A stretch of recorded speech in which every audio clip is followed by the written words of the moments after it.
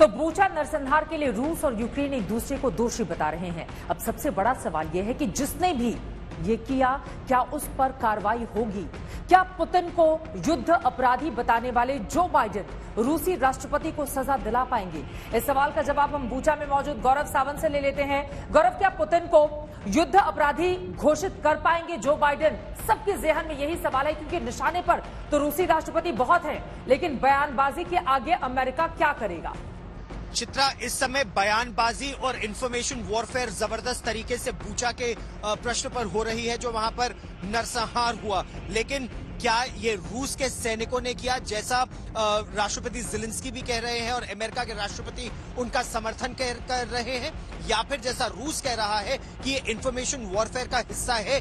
30 और 31 मार्च को उनकी सेना वहां से हट गई थी। ये सारी तस्वीरें केवल 4 तारीख के बाद आई एक इंफॉर्मेशन वॉर के जरिए। लेकिन इस पर राष्ट्रपति ज़ेलेंस्की और यहाँ के प्रशासन का ये कहना है कि वो इस पर एक अंतर्राष्ट्रीय जांच कराना चाहते हैं, अंतर्राष्ट्रीय इन्वेस्टिगेटर्स को बुलाना चाहते हैं, फॉरेंसिक एविडेंस को इकट्ठा करना चाहते हैं। और आज तक की टीम आज भी बूचा में थी, आज भी इंटरनेशनल इन्वेस्टिगेटर्स, जो पोस्टमार्टम हो रहा है उसको वीडियोग्राफ किया जा रहा है, जो एविडेंस ली जा रही है उसे वीडियो पे लिया जा रहा है। ये जो आजेव ब्रिगेड आ गई है, चेचन लड़ाके आ गए हैं, क्या इन्हीं की वजह से ये बूचा की बर्बरता देखने को मिली? और अगर ये दोनों मौजूद हैं इस युद्ध में, तो क्या इस तरह की बर्बरता और देखने को मिल सकती है? ये दुखदाई है, लेकिन क्या ऐसा हो सकता है गौरव?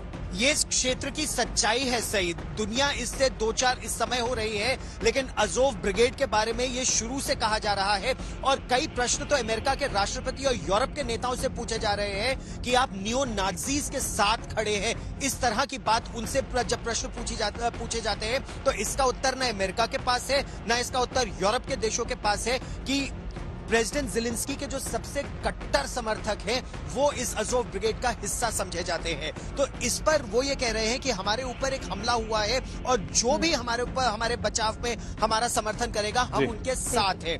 ऐसा यूक्रेन के लोग इस बात का उत्तर देते हैं। हालांकि अजोव बटालियन से या ब्रिगेड से आपको रोकना पड़ा है। बहुत शुक्रिया इस पूरी जानकारी के लिए। गौरव सावंत लगातार ग्राउंड जीरो से सही जिस तरह की तस्वीरें हमारे दर्शकों तक पहुंचा रहे हैं, यकीनन उसने पूरी दुनिया को हैरान और परेशान करके रखा है। सवाल यही कि ये युद्ध कब और किस रूप में थमेगा? बिल्कुल, और ये आजोव और चेचन जो है, इन्हीं की वजह से ये नरसंहार हमें बर्बरता देखने को मिल रही है। तो पुतिन और ज़ेलेंस्की के युद्ध में पिस रहा है तो सिर्फ और सिर्फ यूक्रेन का आम आदमी। लेकिन क्या आप जानते हैं कि रूस की तरफ से लड़ने वाले चेचन लड़ाके यूक्रेन की तरफ से भी लड़ रहे हैं? जी हाँ, ये बिल्कुल सच्चाई है।